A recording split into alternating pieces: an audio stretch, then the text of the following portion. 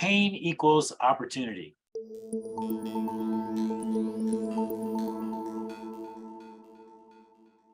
We talk about pain. Let's think about last week and Hurricane Ian hitting Fort Myers, Florida. See, that was close to home for me because I went to high school in Fort Myers, Florida.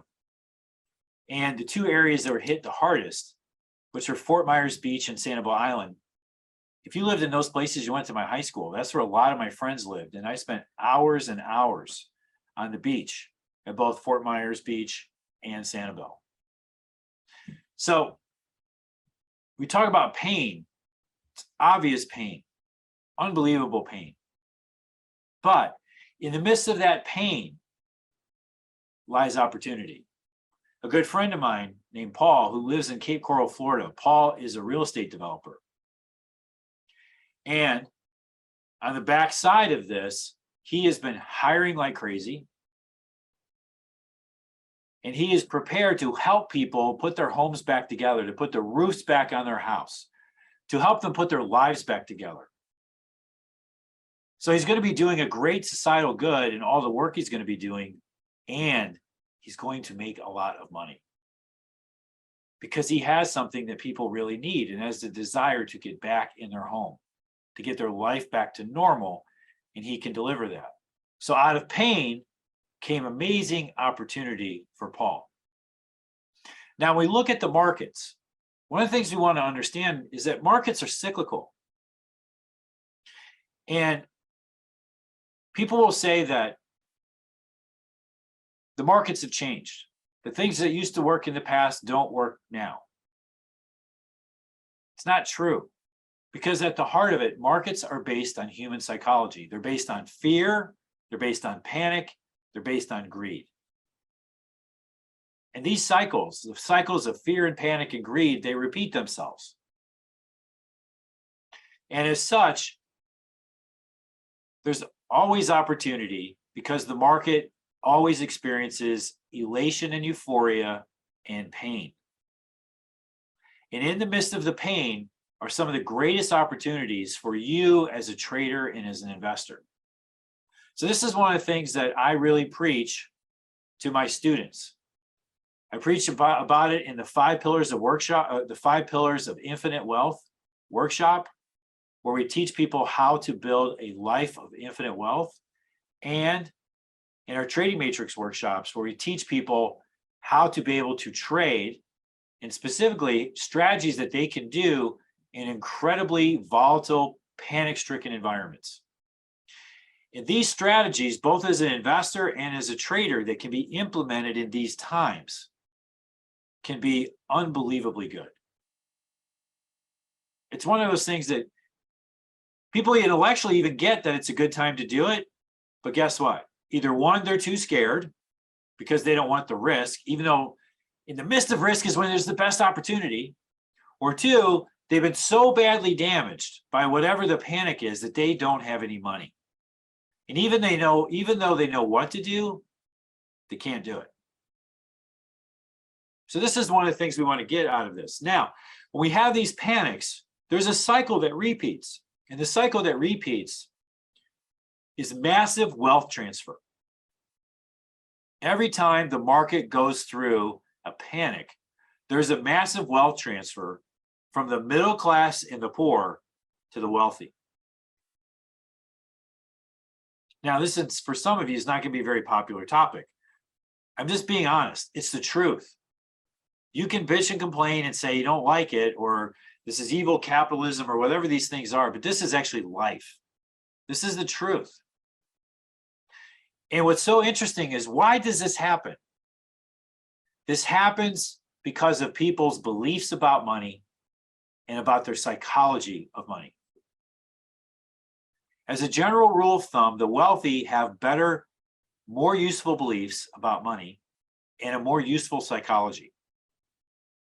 And they understand how to manage their wealth, how to manage their risk, such that when the market corrects, when the market goes into a recession, the market goes into a depression, whatever the case may be,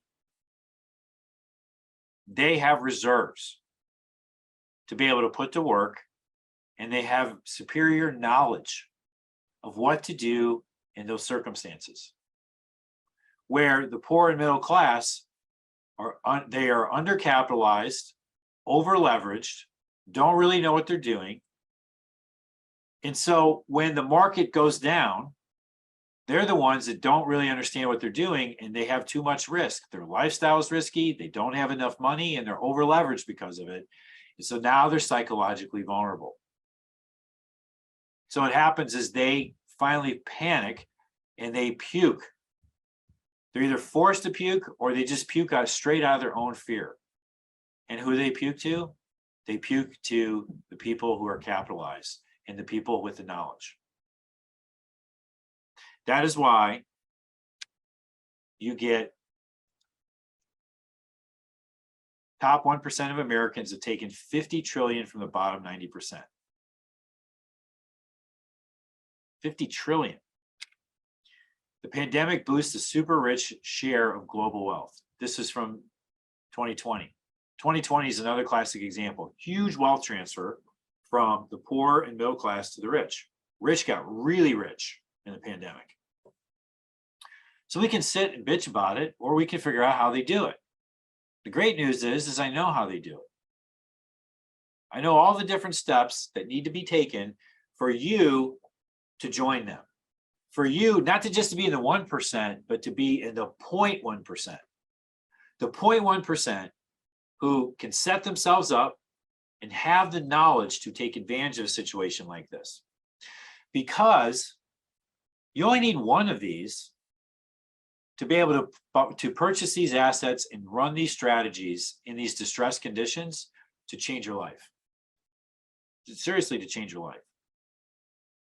So, how do you think about this? What strategies? First of all, do you have your wealth protected? Because the bottom line is that we're likely going to at some point go much lower. Our belief is that central banks have not raised rates nearly enough. And we think as they raise rates, it's like going to create some kind of financial disaster. We already had a mini disaster last week in England, in the UK. But we're going to start to have major financial disasters as this goes further. And then what's going to happen is they're going to have to pivot very quickly and go back the other way. But if they don't raise too much, a lot of these issues are going to continue to persist and cause a lot of pain for people. So if they do have to continue to raise, the market at some point is going to get clobbered. If you look right now, the average shareholder has not sold. He's got his head in the sand, and he's hoping that if he ignores it, it will go away. Maybe this is you. Are you in, that saying, when they say denial, it's not just a river in Egypt? Is that where you are right now? Are you in denial of what's happening? Are you praying? Are you hoping that it's going to turn around and bail you out? Because just remember, this is the beginning of the cycle. When we go from denial, then we finally go to anger and capitulation and finally acceptance. So, do you have your wealth foundation buttoned down? Do you have your risk contained? That's first, because you got to make sure you don't lose it. You're not going to have anything to do anything if you lose it. But then once that's done, what is your plan to be able to take advantage of all of these assets when they go on sale? Do you have a plan? These are the things you need to think about because they have massive implications for you. Now, the great news is, if you don't know, you know somebody who does know. That's this guy. I can help you get straightened away so you're ready for when it comes. So you can check us out at tradingmatrix.com. And stay tuned every Tuesday where I continue to bring information to you like this today that will help you think about trading in a different way that will help you take your performance to elite level. Have a great week. I'll see you next week. God bless. Bye.